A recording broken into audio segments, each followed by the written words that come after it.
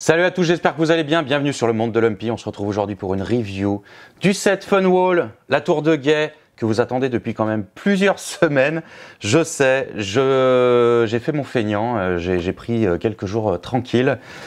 Il s'agit d'un set qui m'a été envoyé par Funwall, que je remercie infiniment. Donc un set toujours aussi qualitatif, je ne vais pas spoiler la vidéo, vous allez voir ça. C'est le 90-27 de chez Funwall. 1625 pièces, c'est du 16 ans et plus. À propos de l'âge, je confirme que c'est vraiment 16 ans et plus parce qu'on a des techniques de montage qui peuvent être compliquées pour des enfants. Par contre, pour le côté technique de montage, je vous le dis tout de suite, il y a vraiment des montages qui sont assez ingénieux et qui donnent un rendu vraiment super sympa sur cette tour de guet. Quoi vous dire à propos de cette tour? J'ai passé un bon moment pour la monter, j'ai fait ça en plusieurs jours. Je pense qu'on est sur un montage qui est pas loin des 4 heures ou 5 heures de montage. Je vous mets d'ailleurs le timelapse, vous voyez un petit peu ce que ça donne en accéléré. Au niveau du packaging, la boîte est toujours aussi belle.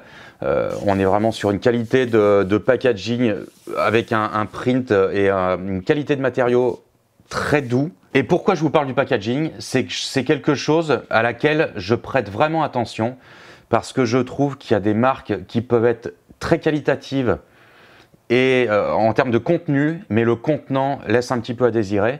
Et là, pour le coup, Funwall fait aussi bien sur le packaging que sur la qualité des pièces qui sont à l'intérieur. Si je dois comparer avec des sets de la marque concurrente, notamment la marque danoise, que tout le monde connaît, ça reste toujours des pièces qui sont compatibles. On a des pièces qui sont propres à Funwall.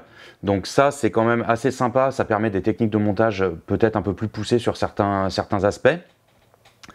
Il faut bien aussi qu'ils inventent des pièces. C'est pas mal. Ça permet de se différencier. Et ça fait avancer aussi les créateurs.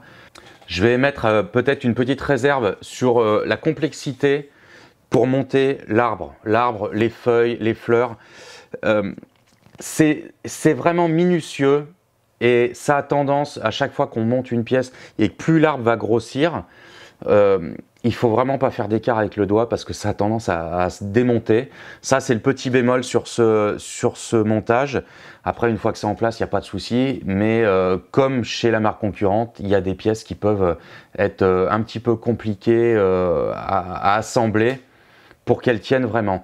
On va dire que le résultat final est joli. Par contre, c'est assez fin en montage. Ce que j'ai aimé dans ce montage, vous allez avoir une herse à l'avant du bâtiment avec une molette qui vous permet de remonter et de descendre la herse.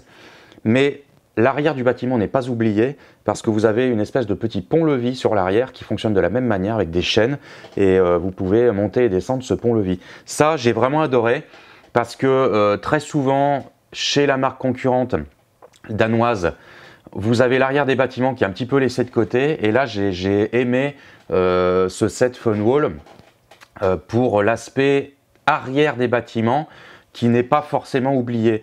On aime aussi sur ce montage l'intérieur de la tour de guet avec cette partie amovible sur l'arrière qui est une grande porte en fait qui est sur toute la hauteur de la tour et qui vous permet d'accéder à l'intérieur de cette dernière avec les échelles, les escaliers et tout ce qu'il y a dedans.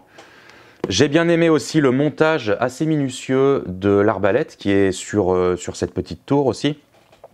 Vous avez pas mal d'armes, ça c'est un bon plus pour vraiment agrémenter ce set. Vous avez 4 personnages, une vache. Alors la vache c'est assez marrant parce que la vache il faut la monter, mettre les cornes, monter les plusieurs pièces. Il y a 3 ou 4 pièces pour cette vache. C'est assez sympa. Le chariot est super sympa. Vous avez une arbalète aussi sur un chariot qui est très cool à monter. Donc j'en reviens aussi aux techniques de montage.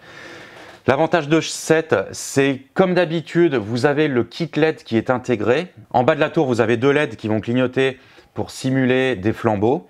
Ça, j'ai trouvé ça super sympa. Vous avez aussi d'autres lampes qui éclairent l'entrée de la petite tour avec là pour cette fois-ci des éclairages qui restent fixes.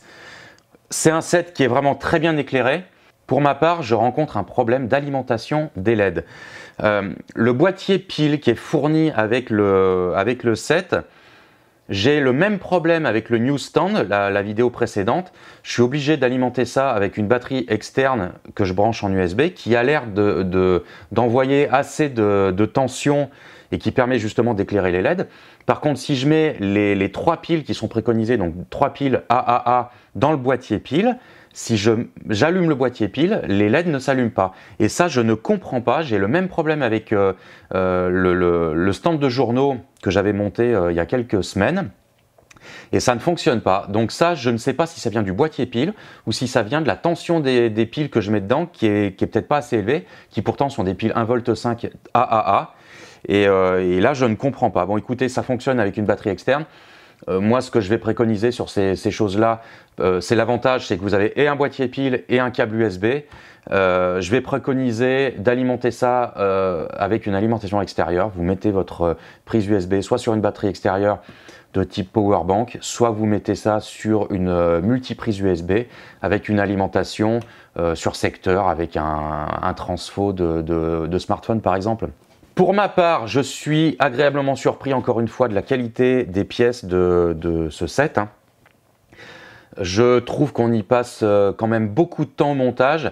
Alors moi je manque de temps, donc c'est pour ça que je l'ai fait en plusieurs étapes. J'ai trouvé ça presque trop long à monter, mais après quand on voit les techniques utilisées au montage, on peut comprendre pourquoi. Si vous aimez vraiment monter et apprendre de nouvelles techniques, je vais vous recommander ce set.